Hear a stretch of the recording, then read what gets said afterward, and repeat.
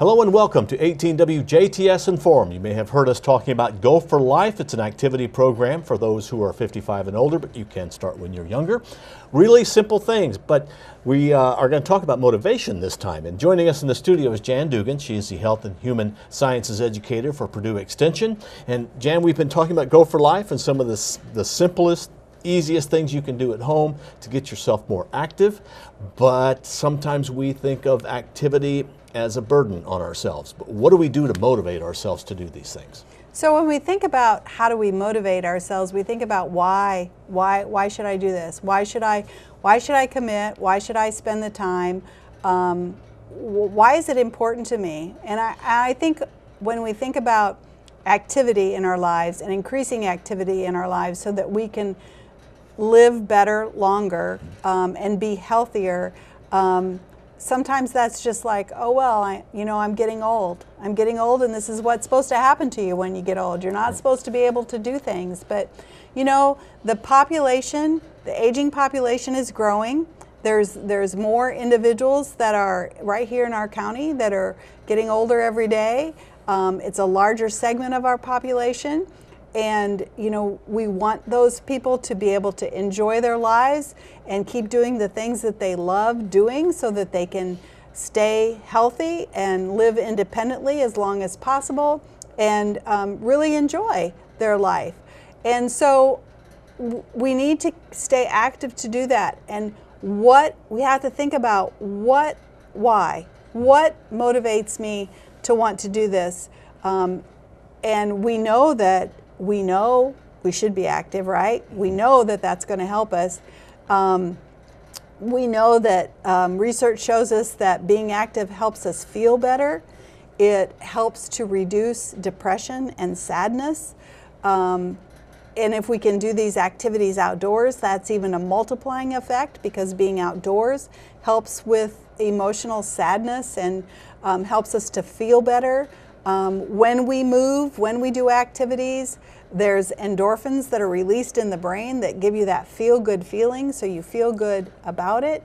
To be able to do daily activities that we want to continue doing so that we can stay independent, it might be just getting a dish down off the kitchen, cabinet, a dish and being able to get it down and take it down because we're flexible and we have the strength that we can do that, or opening a jar in our kitchen, or for me, playing with my grandsons. I know you have grandchildren too. Yes. And they're very active, and I have two boys, 6 and 4, that are extremely active, and they love for their Oma, they call me Oma, they love for their Oma to chase them. So for me, that's my motivation.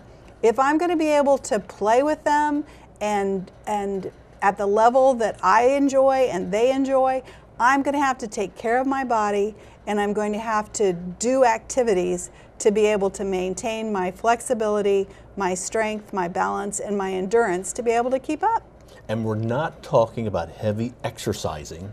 We are talking about simple little things you can do. We're not talking about pump and iron, running marathons, But if you can do those, great. Yeah, it's great. And there are a lot of aging people that still are very able and fit to be able to do that level of fitness. But, there's a lot of people that are not. And so we just want people to add activity wherever they're at in their journey, to add activity to their daily life. And to do the strength building exercises or activity at least 2 to 3 times a week to prevent them from being less active. Because, if we don't use our muscles, they're not going to work. So we need to use them and keep them fit so that they're going to work and we're able to do the things we enjoy doing. And from the national program, Go for Life, we have a video. We do. We have this video that they're sharing with us the reasons that we need to be active, the science behind activity and aging, and how we can do that. So let's watch it.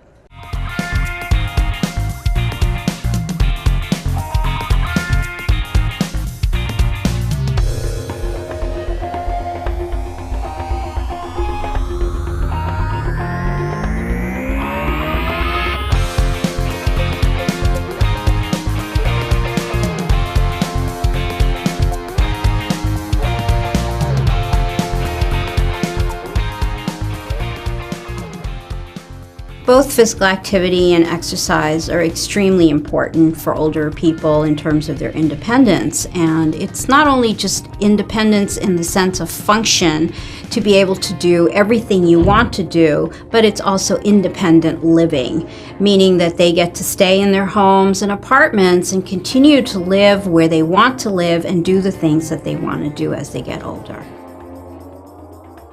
Being physically active on a regular basis is one of the healthiest things you can do for yourself. As we get older, we all want to keep doing the everyday activities we enjoy, and there are many ways exercise and physical activity can help us do that. It's important to do all 4 types of exercise: endurance, strength, balance, and flexibility. Here's why. Many people would like to be able to walk further without getting out of breath so quickly. And endurance exercises can improve the health of your heart, lungs, and your overall circulatory system. Activities that boost your endurance include things like swimming, biking, and brisk walking. Improving your endurance will make it easier for you to do everyday activities like pushing your grandchildren on swings, gardening, raking leaves, or dancing. And you won't get out of breath so soon. If you're having trouble climbing stairs, you can strengthen your muscles with resistance exercises. Lifting hand weights and using resistance tubes are ways to improve muscle strength. And so are exercises like these: the side leg raise, the overhead arm raise, and the hand grip. The stronger your muscles are, the easier it is to do everyday activities like climbing stairs, standing up from a seated position, lifting groceries, and opening jars. Some older adults say it's getting harder to look over their shoulder when they back out of the driveway. Flexibility exercise is a way to become more limber, improve your range of motion, and have more freedom of movement. You can try doing things like yoga, a shoulder and arm stretch, or a back stretch. Being more limber will make it easier to do everyday activities like putting on a sweater, bending down to tie your shoes, swinging a golf club, or putting on a seatbelt. If you're feeling unsteady on your feet, you can improve your balance with balance exercises. Simple balance exercises you can do include standing on one foot, the balance walk, and heel to toe. Besides helping avoid a fall, balance exercises can help with such everyday activities as walking safely on an uneven sidewalk and standing on tiptoe to reach items on the top shelf. So older individuals who engage in regular structured exercise or increased physical activity gives themselves an opportunity to improve their quality of life.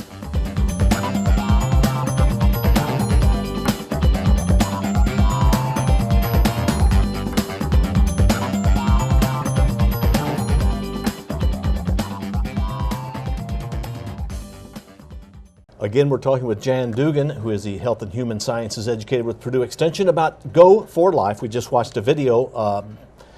And Jan, sometimes that motivation may just come from, we all know older people who have not been active, and we see what it's like for them now and the difficulties they're having.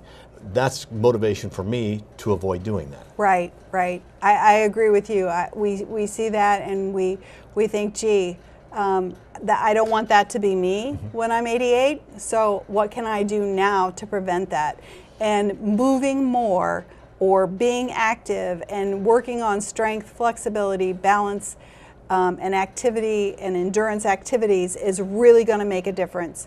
And you know, sometimes I kind of compare this, Bill, to physical therapy, because sometimes if people have been through physical therapy and they've said to me, well, you know, it really didn't seem like much, but you know what? I feel a lot better now. And I'm like, you know what? That's like these activities are. They don't seem like you're doing that much, but it's really making a difference to your body. So we have the workout to goes that are out there in our community, available here at the TV station and available at your public libraries or through Purdue Extension here in Du Bois County. And it has 13 activities you can do that you can do at home without any cost or minimal cost.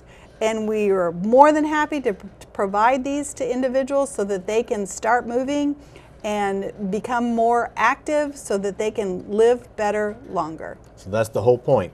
Yep. You start now. It doesn't matter if you're 65, it doesn't matter if you're 55, even if you're 45 and you live a somewhat sedentary life, you need to change that. And Right. just do the little things that make a difference. Right. And I know in one of the shows we did earlier, you talked about if you go to the grocery store, park far away.